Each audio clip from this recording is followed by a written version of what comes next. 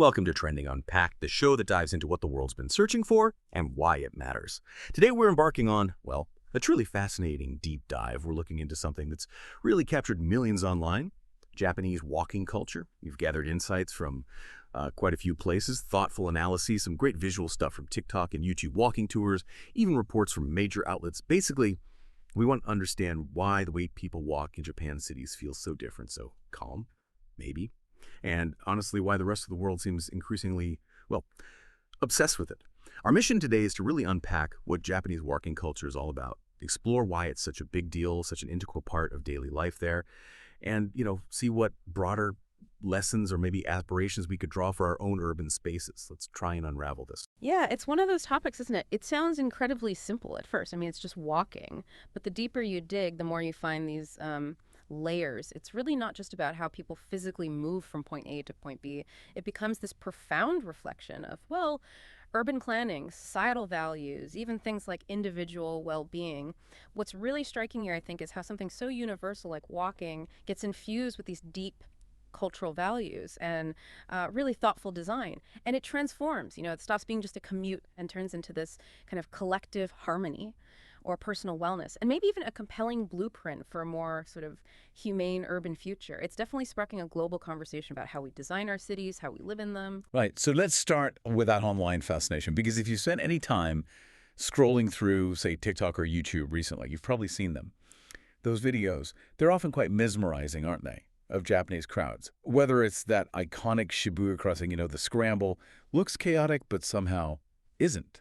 Or maybe it's just people walking quietly through a busy shopping arcade in Tokyo, or commuters moving almost like in perfect unison through a train station. These clips have absolutely blown up, gone viral. There's something undeniably compelling about them, almost hypnotic, watching these scenes. When you see them, what's the first thing that hits you? Is it the order, the sheer, unbelievable orderliness? Or maybe it's the quietness, even with all those people. Or perhaps it's just the way everyone seems to move together, like this single coordinated thing, almost like a dance troupe. It really does present such a stark contrast to what I think many of us experience in our own cities day to day. Oh, absolutely. That contrast is, I think, precisely why they're so captivating. For many of us, let's be honest, daily life in a dense city often involves a certain amount of, well, pushing, maybe some jostling, definitely noise, general disarray, especially during rush hour. But these glimpses into Japanese urban life, they show something completely different, a whole other way of being in public space. And I think it speaks to this deep, maybe often unconscious yearning we have for calm, for order in a world that feels increasingly chaotic, right? Overwhelming sometimes. There's definitely an efficiency you see, yes. But it's more than that. There's a palpable sense of respect, a quiet agreement, a shared order that feels almost aspirational, I guess, especially if you're used to different urban norms. People aren't just looking at these videos thinking, oh, they get places fast. They're searching, I think, for a different quality of urban living, something calmer, more mindful, where public spaces feel less like a battleground and more like a shared harmonious flow. These videos offer this compelling, almost therapeutic glimpse into that possibility. They suggest maybe a way to live with less friction day to day, more fluidity. And that's incredibly appealing globally. Yeah, I can definitely see that feeling of just less stress. Watching those crowds at Shibuya, how they just part and flow without collisions. It's really something. And it makes you wonder, though, why walking? Why this specific aspect of Japanese life? I mean, Japan's famous for so much, right? Amazing food, cutting-edge fashion, unique pop culture, things that get huge attention online. So why walking, of all things, becoming this viral sensation now? That's a really good question. And I think maybe it's because walking is just so universal. Unlike, say, a specific type of cuisine or a fashion trend, we all walk, or at least we all understand the act of walking. It's fundamental. Yet the Japanese approach to it feels somehow both alien and deeply desirable to so many people watching. It taps into this collective, maybe almost primal yearning for better public spaces, more humane ones. The virality isn't just, oh, that looks neat. It suggests a kind of shared frustration, maybe, with how stressful and individualistic our own urban environments can often feel, and a genuine hope that, hey, perhaps there's a better way, a more harmonious way to share space.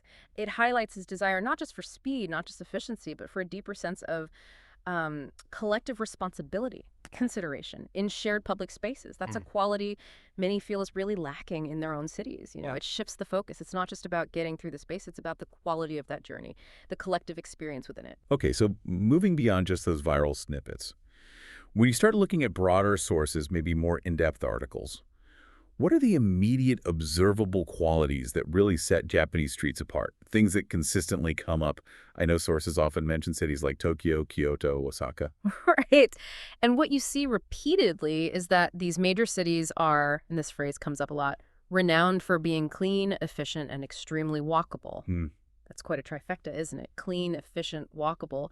It immediately sets a very particular tone for the urban environment. Definitely. It's not just that people walk, it's how they walk and maybe the environment where they walk too. Exactly. And it's absolutely crucial to understand this isn't just like an accident. It's not just how the buildings are laid out. It's deeply intrinsically cultural. The sources are really clear on this. Culturally, walking is deeply respected in Japan.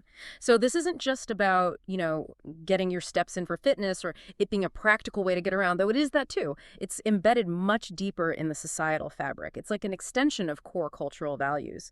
When you consistently hear pedestrians described as quiet, orderly, and considerate, you start to realize this isn't just a bunch of individuals all choosing to be nice.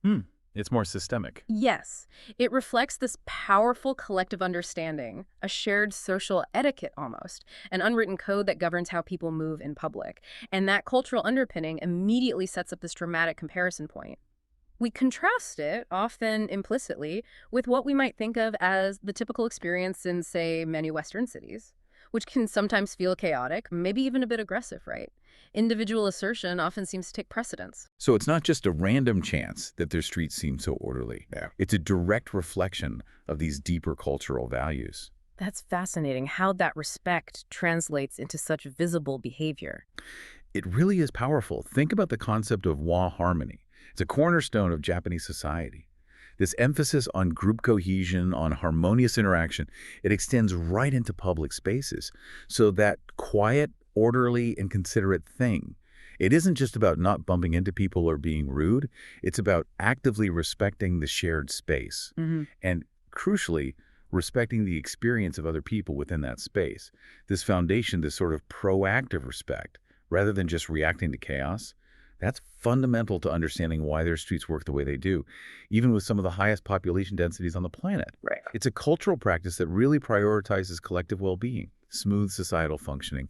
It creates an environment where millions can coexist and move efficiently without constant friction. It's a subtle but incredibly powerful kind of social engineering just woven into everyday life. Okay, let's peel back another layer then, dig into those foundations. It's one thing to say cities are walkable, but how? What makes them that way? Sources, especially ones looking at urban planning, often say the design of Japanese cities intentionally encourages walking because they're compact, walkable, and transit-friendly. It sounds very deliberate, not just something that happened over time, right? It implies real choices were made. And you can imagine how different planning choices elsewhere have led to totally different outcomes for pedestrians. Japan's approach seems quite distinct. Oh, that intentionality is absolutely key. It's the linchpin. When we say a city is compact, what does that really mean? It means essential things. Shops, homes, workplaces. They're all located relatively close together. This deliberate density fundamentally reduces the need for long-distance travel. It makes walking not just possible, but often the most convenient choice. For daily errands, for commutes, even for fun. Think about your own routine. If your grocery store, your doctor, a park, if they're all within, say, a comfortable 15-minute walk, or a short bike ride, the thought of getting in a car for those trips might not even cross your mind. This design philosophy inherently prioritizes, well, human scale, human movement, Right. over the stale and convenience of cars. It's a basic rethinking of who the city is for. And that transit-friendly piece seems absolutely critical. Like it stitches the whole thing together, the walking and the moving around. You've absolutely hit on it. Being transit-friendly in Japan isn't just, oh, there are some trains. It means an extraordinarily comprehensive, efficient, and unbelievably punctual public transport network. And it's profoundly integrated with walking. Train stations, subway stops, they were strategically, ubiquitously located within these compact neighborhoods. This ensures that the first and last mile of almost any journey, it's almost always a walk. Ah, I see. This seamless integration drastically reduces the need for private cars. which then has this cascade of benefits, right? Way less traffic congestion, huge reduction in air and noise pollution, and crucially, much more public space that can be given over to pedestrians. Wider sidewalks, public plazas, maybe even little green spaces. Instead of being eaten up by parking lots or massive roads, Right. it creates this powerful, virtuous cycle. Walking to and from the station becomes not just logical, but often the fastest and easiest way, which constantly reinforces that pedestrian-first environment. It's like a beautiful dynamic dance between the infrastructure and how people move. Designed for efficiency, yes, but also for comfort. So it's really not just that they have public transit, it's how it's integrated. To actively promote walking as the default. That's a subtle but really powerful difference. It absolutely is. It's about creating this whole urban ecosystem where walking isn't just one option among many. It's often the path of least resistance, the most convenient path, maybe even the most enjoyable. This holistic approach where urban design, public transit, the pedestrian experience, they're all considered as interlocking pieces. That's what makes Japan's cities so remarkably walkable, so efficient, even with their huge populations. It really is a testament to decades of strategic urban planning that consistently put people first. A vision of a city built for humans, not just for cars. Okay, but beyond the clever infrastructure, we keep coming back to that cultural piece, that deep respect. We heard pedestrians are quiet, orderly, considerate.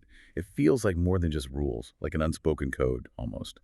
How does that collective behavior, that shared understanding, actually make things flow so smoothly, even in ridiculously crowded places like Shibuya Crossing? It is definitely an unspoken code. It's a profound manifestation of maybe collective mindfulness. This deep cultural respect for walking, it isn't just some abstract idea. It translates directly into real-world behaviors, tangible things that create incredible efficiency and harmony on a massive scale. I mean, just picture it. The logistical challenge of tens of thousands of people converging and dispersing through one intersection like Shibuya every couple of minutes. Yeah, mind-boggling. Without some kind of shared understanding, some deep-seated collective responsibility for making public spaces work. It would just be chaos, right? A constant battle for space. But precisely because individuals seem to have internalized this respect for shared space and for each other, they instinctively follow certain norms. They generally keep to one side. They avoid sudden stops or swerves. They maintain a pretty consistent pace. They're just aware of the people around them, acutely aware. And this creates this remarkably predictable, fluid flow. It drastically minimizes collisions, friction, stress, even when it's incredibly dense. So it's not just about me getting where I need to go faster, it's an active awareness of others. Almost empathetic. Precisely that. It's about understanding your part in the bigger picture, the urban tapestry, if you like. It's subtle, but it's this pervasive form of social guidance, where these deeply ingrained cultural values, consideration, harmony, well, maybe even that quiet hospitality idea, omotenashi, they get acted out in the most ordinary daily activities. And for you, the individual walker, this cultural emphasis on respect and order, it translates into real benefits every day, a commute that's noticeably less stressful, more predictable, a safer, more pleasant environment, and the ability to navigate even super crowded areas with confidence, because you trust that others will mostly behave predictably and respectfully. It cultivates this powerful sense of collective ownership over public spaces. Everyone implicitly contributes to keeping them functional, pleasant, calm.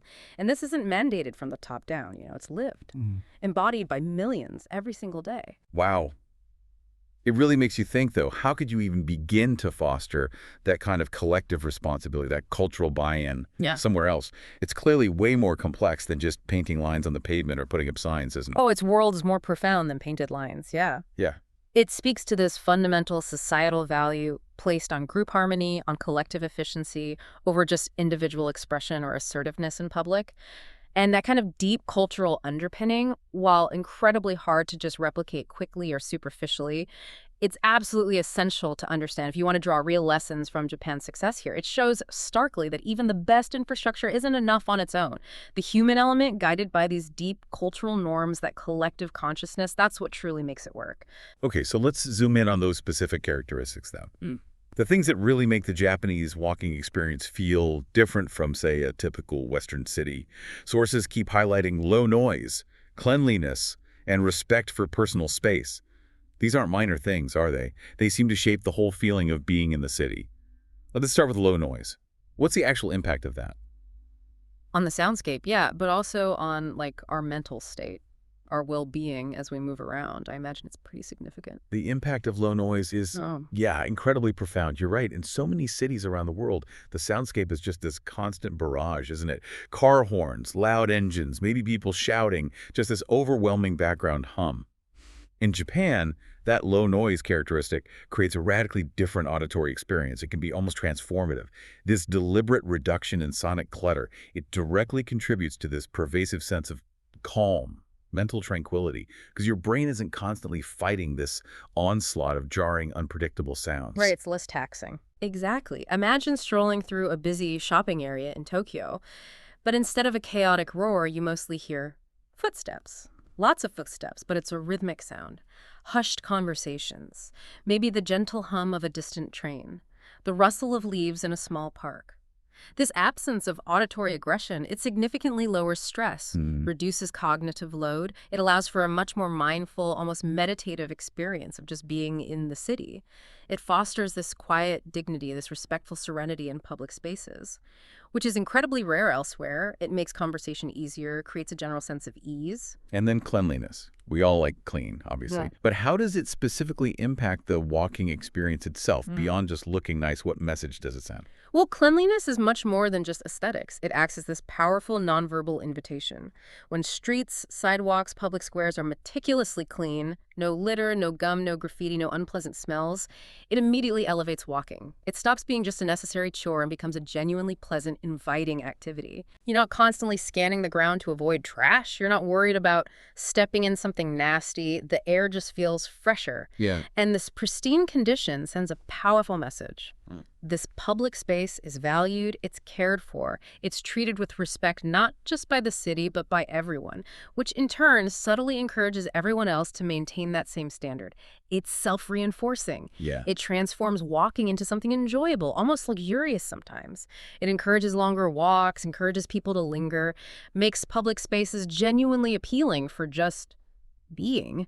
It subtly reinforces that sense of shared ownership and civic pride we talked about. Okay, and finally, that really remarkable respect for personal space, especially considering how incredibly crowded some places are. How did that actually work physically, and what's the effect on the individual walker? This is maybe one of the most fascinating bits, especially when you think about Shibuya crossing at peak hour.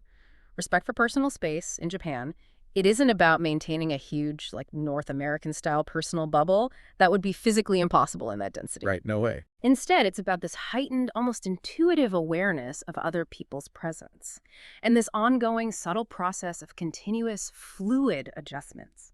To meticulously avoid bumping into people or intruding, people move with this incredible fluidity. It's almost balletic. It lets them navigate exceptionally tight spaces without shoving, without collisions, often without even making eye contact. It's like this beautifully choreographed, unconscious dance of mutual consideration. This constant, almost imperceptible negotiation ensures that even when it's incredibly dense, there's this underlying sense of order and personal comfort. You rarely feel physically jostled or violated or overwhelmed, which can be incredibly stressful in other crowded cities, right? It fundamentally changes the experience of being in a massive crowd. From a chaotic struggle to a surprisingly harmonious shared flow. Take Shibuya again. Despite the mind-boggling number of people, there's rarely a sense of panic or aggression, because everyone implicitly understands and follows this unspoken rule. Careful, respectful, anticipatory movement, it just reduces friction, anxiety, stress for everyone, even when surrounded by thousands. We touched on this before, but let's really focus on how Japan's reliance on public transit feeds into this walking culture. The sources stress the use of public transit over cars. This isn't just a side note, is it? Feels like the backbone of the whole system. It absolutely is foundational. It's the cornerstone. The relationship between Japan's amazing public transit and its strong walking culture is deeply, beautifully synergistic. You can't really have one without the other functioning so well. When you have a transit system that's as reliable, comprehensive, punctual, and clean as Japan's, we're talking bullet trains, intricate subways, local lines running like clockwork, the practical need for a car just plummets for most people. Makes sense. Why endure traffic jams, the nightmare and cost of parking, fuel expenses, the general stress of driving? When a train or subway gets you there faster, often cheaper, and with way less personal effort, this huge societal preference for transit means dramatically fewer cars on the road, which immediately translates into less congestion, cleaner air, much quieter streets. Right. directly feeding into those things we just talked about, low noise, cleanliness. So it literally frees up physical space in the city, space that would otherwise be for cars. Precisely. That shift in priority means less precious urban land needs to be dedicated to massive roads, parking garages, highway interchanges. Instead, that public space can be used more intelligently for pedestrian infrastructure. Wider, tree-lined sidewalks maybe, charming pedestrian-only zones, inviting public squares, accessible green spaces, things that actually enhance the human experience of the city. Right. Walking then seamlessly becomes the natural, primary, first and last mile solution for pretty much every journey. You walk comfortably to your local station, you arrive at your destination, you walk effortlessly from that station to wherever you're going. This smooth integration means walking isn't just an occasional hobby or some fringe transport mode. It's essential, non-negotiable, and highly convenient, a daily component of mobility for millions. It really sounds like a powerful, positive feedback loop. Great transit encourages walking, and a strong walking culture reinforces the need for great transit. That's a perfect way to put it. They don't just exist side by side, they actively reinforce each other. In this dynamic, mutually beneficial cycle, the more people walk comfortably and use transit reliably, the greater the societal demand for well-maintained pathways, accessible stations, even more efficient transit services, which leads to continued investment and improvement. I see. It cultivates this entire urban ecosystem where moving on foot is prioritized, celebrated, facilitated, not just an afterthought or something dangerous you have to do. Contrast that with a heavily car-dependent city. Walking often becomes unpleasant, hazardous, inconvenient, which ironically makes transit less appealing, which perpetuates the cycle of car reliance. Japan offers this really compelling, inspiring model of how you can fundamentally break that cycle by building an urban environment intelligently designed around the graceful, efficient movement of people, not just their cars. Now, this is where it gets really interesting for me, because walking in Japan seems to go way beyond just getting around efficiently. Yeah. Sources looking at broader lifestyle trends really highlight that walking is often paired with wellness. They mention specific things like forest bathing, Shinrin-yoku, Yeah. and long strolls through parks and temples, even slow travel. This suggests walking has become something much more holistic, almost spiritual for some. It absolutely has transcended just movement. Yeah. These practices aren't just niche activities. They seem deeply embedded in a broader philosophy. Intentional living, connection with nature, with culture. Take forest bathing, Shinrin-yoku. It's not just a hike in the woods, right? It's this deliberate, mindful immersion in the forest atmosphere, engaging all your senses. The act of walking slowly, intentionally through nature, pausing to really notice the sounds leaves rustling, the smells earthy, the light through the trees, the texture of bark. It's widely practiced and actually backed by science now as a way to reduce stress, improve mood, lower blood pressure, boost well-being. It's fundamentally about savoring the journey itself, not just getting somewhere. It's like a prescription for calm in a busy world. So it's really about the quality of the experience, not just counting steps. Exactly. And similarly, those long strolls through parks and temples, they're often not hurried sightseeing tours. They're meditative journeys, encouraging contemplation, reflection, connection with history, spirituality. It's active mindfulness, a moving meditation. And slow travel captures this ethos beautifully, too. Instead of rushing between big attractions, it encourages exploring on foot, savoring local experiences, engaging deeply with the immediate environment, the community, allowing for serendipity. It's about being truly present, not just ticking boxes. These examples really show powerfully that walking isn't just a means to an end in Japan, it is an end in itself sometimes, a cherished, restorative practice, integral to their approach to health, happiness, cultural engagement. And for you, listening, think about how incorporating maybe even small elements of this, slowing down, being more present, consciously engaging with your surroundings on a walk, how might that change your perception or your daily practice of walking? It's a potentially profound shift, isn't it? From just utilitarian movement to a genuine form of self-care, a deeper appreciation of the world around you. That's a really lovely way to put it. It completely reframes what many of us think of as just a mundane activity. Makes it potentially quite profound. It absolutely does. And it serves as this powerful, kind of gentle reminder that sometimes the simplest, most basic acts, when we approach them with real intention and mindfulness, can actually give us the most profound benefits for our mental clarity, physical health, our overall sense of contentment. It's kind of an antidote to the constant rush of modern life. And clearly, this resonates beyond Japan. The sources consistently say that online users universally say watching Japanese walking videos is profoundly calming and almost meditative. Why? Why do these visual experiences, often just silent footage of people walking, evoke such a strong sense of peace, especially in people who are swimming in digital noise and constant stimulation? Is it the order, the quietness, the lack of obvious chaos, or something else going on? I think it's probably a powerful mix of all those things, creating this combined effect that really resonates with a deeply felt need in modern life. I mean, think about it. We live in a world increasingly saturated with digital noise, right? Constant information, notifications pinging, the sense of urgency, often real chaos. These videos offer this potent counter-narrative, almost therapeutic. The order you see is deeply reassuring. It suggests predictability, control, efficiency, things our overstimulated brains often crave. The quietness is like an immediate balm for ears constantly hit by loud, jarring sounds and the lack of overt chaos. No pushing, no shouting, no horns, no traffic jams. It dramatically reduces both visual and mental friction. It stands in such stark contrast to the often aggressive, individualistic rush that defines so many urban experiences elsewhere. So you think it's almost like a mini digital detox or a mental reset just by watching? In a way, yeah. I think it taps right into that broader global trend of seeking mental clarity, seeking a slower, more intentional, more mindful pace in this incredibly fast, hyper-connected world. These videos offer a vicarious experience of that calm we seem to crave, almost immersive, the predictability, the mutual respect, that ingrained politeness. It all contributes to this meditative quality. When you watch these scenes, you instinctively expect harmony, not conflict, flow, not collisions. There's this quiet, almost poetic efficiency. And that resonates powerfully with this deep human desire for things to just work smoothly, without needless stress or confrontation. It provides a visual escape, a momentary break from our own, often disordered and stressful surroundings, and it offers this compelling vision of urban life that feels serene, harmonious, deeply respectful. It's aspirational, really, a kind of quiet rebellion against the frantic, sometimes dehumanizing pace of modern life, offering a glimpse of a fundamentally different, more peaceful way to just be in the world, even surrounded by millions. So this global fascination, it's clearly not just about pretty videos. It's actually sparking much broader, more urgent conversations about cities globally.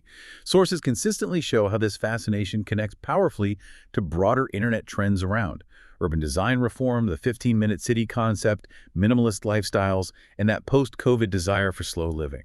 It sounds like Japan isn't just seen as interesting, but increasingly as a tangible blueprint, a living model for these ideas. That's absolutely right, and that's a crucial point. Japan serves as this incredibly powerful existing example. It moves these concepts from abstract theory into something you can actually see working. Observable reality. Take urban design reform. People look at Japan's successful pedestrian-focused layouts and ask, quite reasonably, if their cities can work like this, why can't ours? Right. It provides concrete proof that prioritizing walkers works, that it leads to more pleasant, efficient, humane cities. This living proof really fuels the argument for reallocating space away from cars, back towards people. It validates the whole vision of cities designed for living in, not just driving through. And that 15-minute city idea, which has gotten so much attention in urban planning circles globally, it really seems to find its proof of concept in Japanese cities. It absolutely does. Japan's typically compact cities where daily needs groceries, healthcare, schools, work are genuinely reachable within a short walk or transit ride. That is the 15-minute city, lived out every day by millions. It's not just a planner's dream, it's reality. And seeing that strengthens the case for developing more mixed use, local communities everywhere, reducing travel needs, fostering stronger neighborhoods.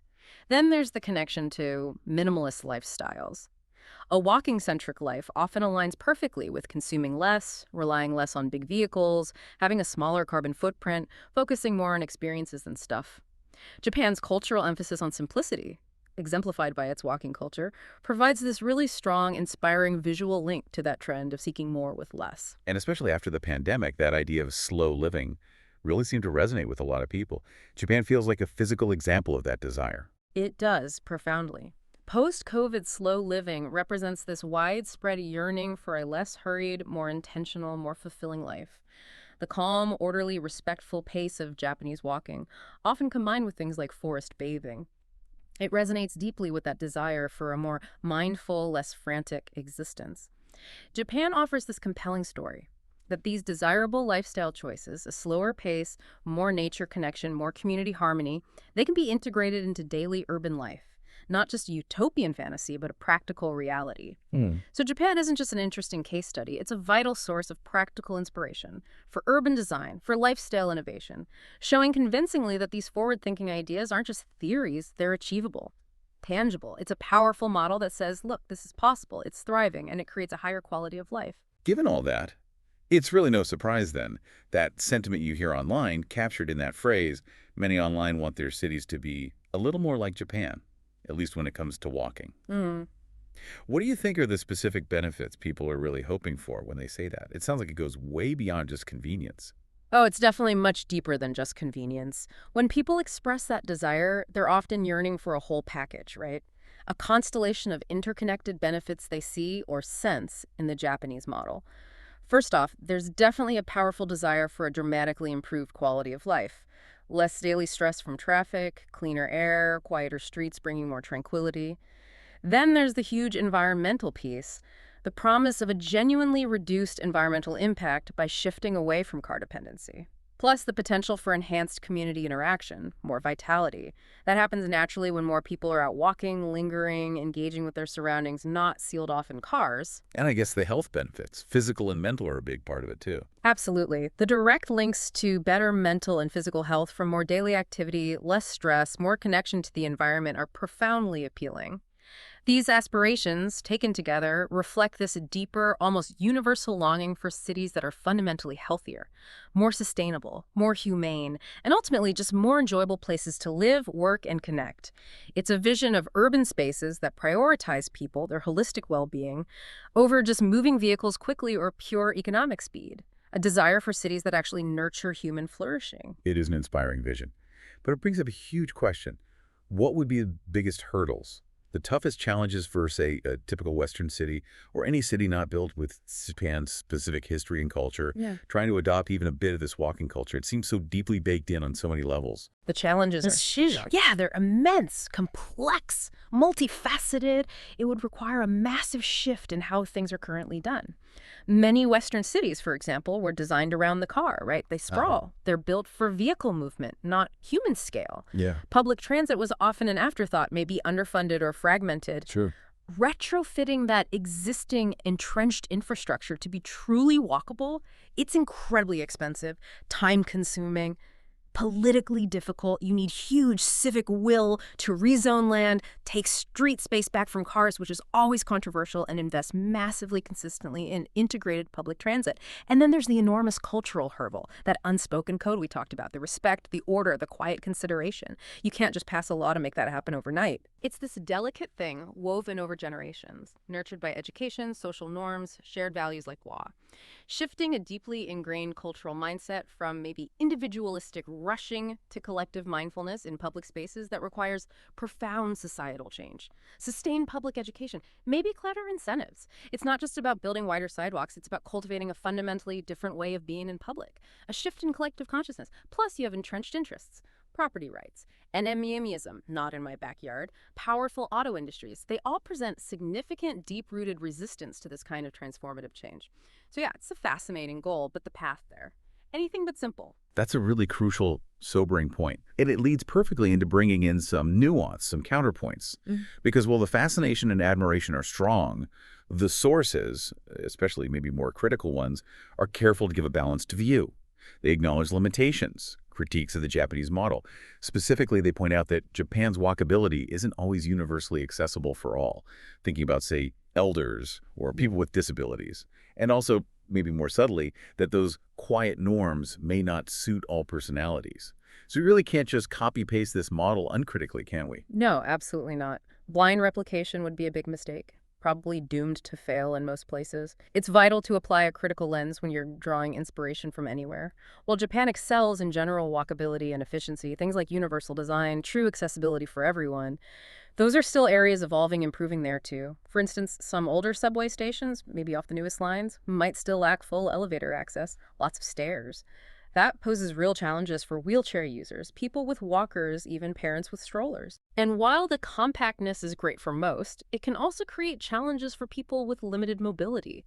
Maybe navigating long distances within huge station complexes, lots of vertical changes, details you don't always see in those slick viral videos.